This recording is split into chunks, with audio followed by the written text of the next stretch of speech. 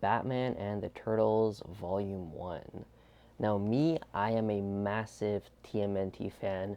I've watched my favorite is 2003 cartoon and 2011 cartoon. I've seen some of the 80s cartoon, seen some of the Rise cartoon. I really did like that animated movie that came out a few years ago. And I think that first Michael Bay movie, that 2014 movie, it's so slept upon. That movie is so good. I love that movie. That's like one of the 4 Blu-rays that I own. I love the movie so much, and I watched it so many times when I was a kid. I have so much nostalgia for that first 2014 Michael Bay movie. The second one, I hated that one. But the first one with the Foot Clan, it was classic. I had that on rewatch. Anyways, I'm a big TMNT fan.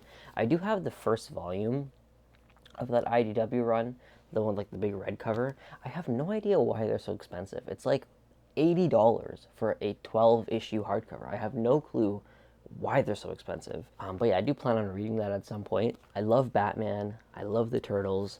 It's quite literally everything I wanted in my entire life. Right here, Mikey's saying it.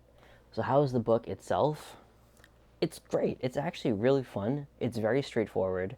It's kind of just to turn your brain off, enjoy the ride. Here's Batman, here's the Turtles. There's nothing insanely special to it. It's a fun book to read. It's a fun book to look at. The art, I'd say the art is hit or miss for me, and I'll tell you why. The Turtles look amazing. The Turtles, they look fantastic. They just look amazing. This is exactly, like if there's a comic series with this design of Turtles, I would eat that shit up immediately. They look fantastic. The action is great. Any animal design in this book is fantastic. It looks amazing. It truly looks amazing. Look at that cover. They look great. They really do look great. The part where it's kind of iffy for me is any human design.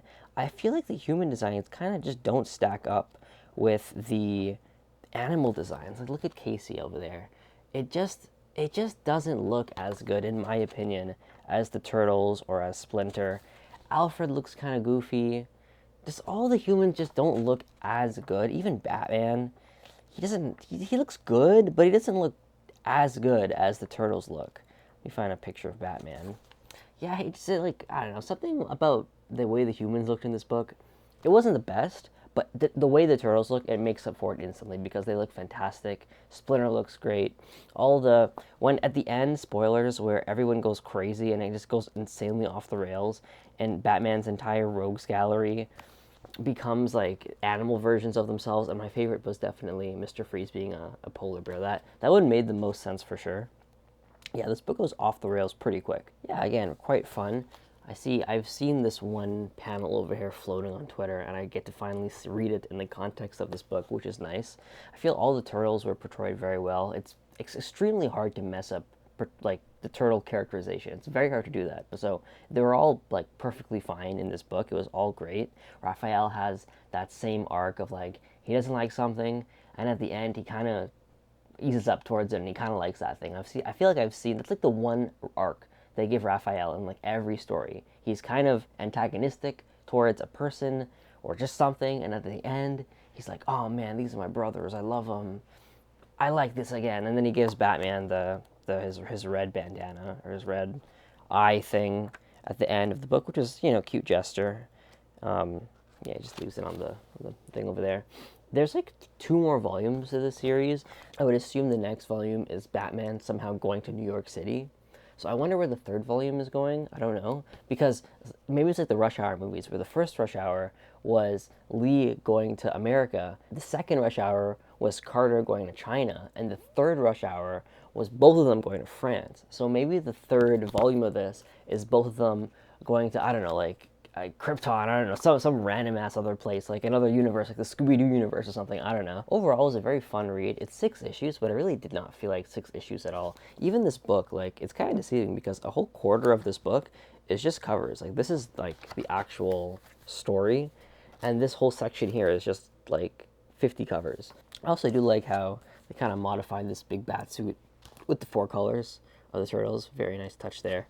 But yeah, overall, nothing, not a crazy, like, this book isn't revolutionizing the comic book genre or anything. It's not that crazy, but it's a fun, like, when it comes to a Batman and TMNT collaboration, this is the best you can get. This is like, this would satisfy you. If you like Batman, if you like TMNT, this is what you're looking for. There's nothing much to say elsewards. You're not going to get like masterpiece, fine art from this. Like, it's not going to be, the next Watchmen or anything. But it for what it is, it's great. You'll have a good time with it. I'm very excited to read the other 2 volumes. It's James Tynion. Where's this guy? James Tynion. I've still yet to read a bad Batman book by James Tynion. This man is crushing everything he reads. So, great. Also, shout out to the artist. Again, his art was great. I really hope he does more turtle work because, again, the art, really good stuff. Yeah, shout out to Freddie E. Williams II. Shout out to that guy. Great artist. One last thing I'll say, though, is I don't know why some books do this, but there's no, cover breaks, if that makes sense. Like, I didn't realize when the next issue started and stopped. Yeah, so that was kind of frustrating. I don't know why books do that sometimes. Maybe they were saving it all for the back end, but like, I don't know, just one cover each break. It's not gonna hurt. Just do that. Just one simple thing. The Spawn compendiums don't do that. It's very annoying. Whatever.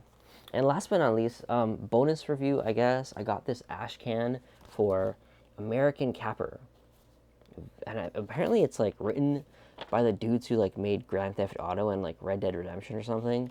I don't know what to think about it. It's a crazy, it's only like 5 or 6 pages. It's a crazy read.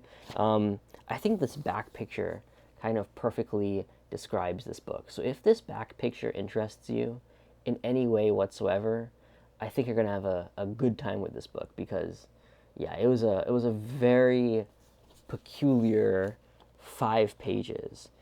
Just to show you, like, just, I think you can infer what that yellow liquid is. So shout out to Dan Hoser, Laszlo, David Lapham, all these guys. Yeah, I don't know. I just got this for free, so I'm like, might as well read it and talk about it. American Capper, why not? Absurd Ventures. It quite is an absurd venture. I'll give them that. So there's that. And yeah, bonus review over. Go read TMNT Batman. It's a good time.